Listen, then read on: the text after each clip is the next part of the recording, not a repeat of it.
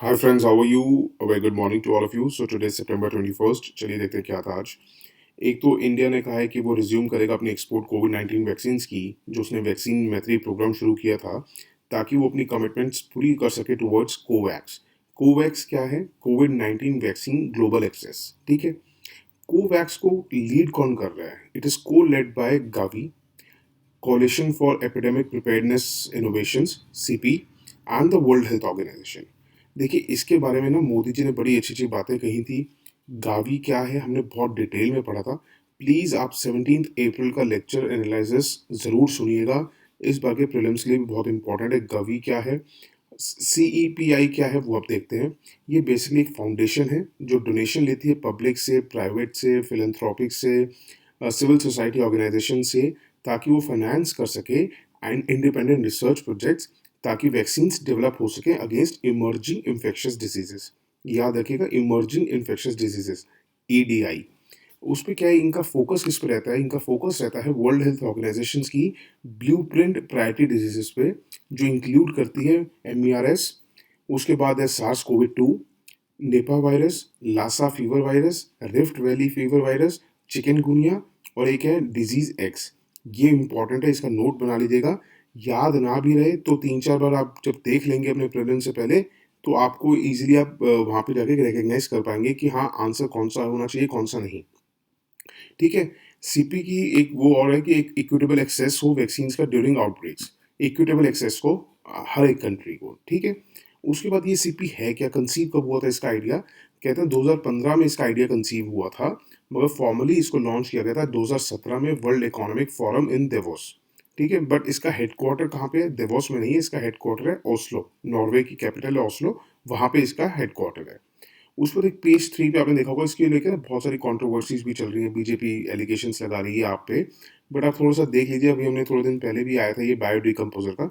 ये बेसिकली एक सॉल्यूशन है जिसको फील्ड्स में स्प्रे कर दिया जाता है। उससे क्या होता है, जो स्ट्रॉ स्टबल होता है ना, वो मेन्योर में कन्वर्ट हो जाता है। आपको मैंने बताया था कि जैसे चावल की खेती की जब हार्वेस्ट करते हैं, या जो क्या नाम है, गेहूं की खेती का हार्वेस्ट करते हैं, उसके बाद जो रह जाता है ना, दैट इज कॉल्ड स्टबल। और थोड़ी थोड़ी स्ट्रॉज भी रह जाती हैं, बेसिकली जिसको किसान जलाते हैं।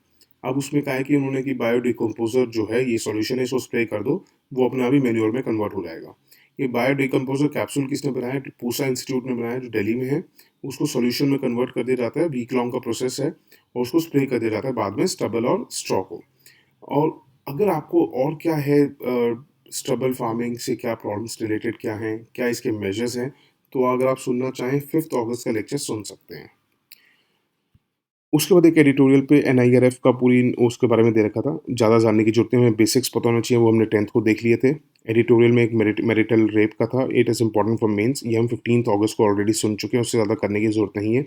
एक एडिटोरियल पे आपने देखा होगा, वर्ल्ड बैंक ग्रुप ने स्क्रैप किया अपनी पब्लिकेशन डूइंग बिजनेस रिपोर्ट। ये September 16 को ही किया इन्होंने, स्क्रैप कर दिया है, रद्द कर दिया है। तो ये बेसिकली रिपोर्ट क्या है, ये पब्लिश करती है एनुअल रैंकिंग ऑफ कंट्रीज, कहाँ पे कितना ईज ऑफ डूइंग बिजनेस है, उसके हिसाब से वहाँ पे एनुअल रैंकिंग करती है। एलिगेशंस क्या लगे हैं? एलिगेशंस ये सब क्यों हुआ है? क्योंकि बेसिकली एलिगेशंस लगाए गए थे क्रिस्टेलिना जॉर्जिवा पे, जो MD IMF की। उस टाइम ये CEO थी वर्ल्ड बैंक की इन 2018। तो इनके ऊपर एक्यूजेशंस हैं कि इन्होंने इंटरनल टीम जो थी, जो वर्क कर रही थी डूइंग बिजनेस रिपोर्ट पे, उन पे प्रेशर डाला ताकि वो फॉल्सली जो है चाइना की रैंक को ऊपर ला सके, बूस्ट कर सके। कुछ सऊदी अरेबिया की रैंक को लेके भी, कुछ चिली की रैंक को लेके भी था। पूरा वो डिटेल में अभी पढ़ने की ज़रूरत नहीं है, थोड़ा-सा अपना अभी इस टाइम कॉन्संट्रेट करिए आप अपने प्रीलिम्स पे। ये इतना ज़रूरी नहीं है, ईज़ ऑफ डूइंग के ऊपर बहुत सारे आपके मेन से पहले लेक्चर्स होंगे। You just concentrate on prelims right now. उस पर एक पेज 10 पे था ज्योग्राफिकल जो डिस्ट्रीब्यूशन है, जो न्यूली डिस्कवर्ड प्लांट्स होते हैं, हर साल न्यूली डिस्कवर किए जाते हैं, तो उसकी ज्योग्राफिकल डिस्ट्रीब्यूशन की बात करी जाए इस बार, तो 22% जो डिस्कवरीज इस बार हुई हैं वो वेस्टर्न घाट से हुई है, फॉलोड बाय वेस्टर्न हिमालयस। हो सकता है आपसे पूछ लें कि पॉइंट वाइज लगाइए या नंबरिंग वाइज लगाइए, तो याद रखिएगा पहले नंबर पे वेस्टर्न घाट्स है, फिर वेस्टर्न हिमालयस, फिर ईस्टर्न हिमालयस, फिर नॉर्थ ईस्ट रीजन, उसके बाद वेस्ट कोस्ट, फिर ईस्ट कोस्ट, फिर ईस्टर्न घाट है। याद रखिएगा, आप सोचेंगे वेस्ट और ईस्टर्न घाट एक जैसा होगा, नहीं। Western Ghat, western Himalayas, eastern Himalayas, north east range, फिर वेस्ट कोस्ट, फिर ईस्ट कोस्ट, फिर ईस्टर्न घाट्स आता है, and then south Deccan, and then central highlands and north Deccan. ये इंपॉर्टेंट है बहुत ज़्यादा, इसके नोट्स बना लीजिएगा। And that's it for today. Thank you so much for listening and have a good day. Take care. God bless you.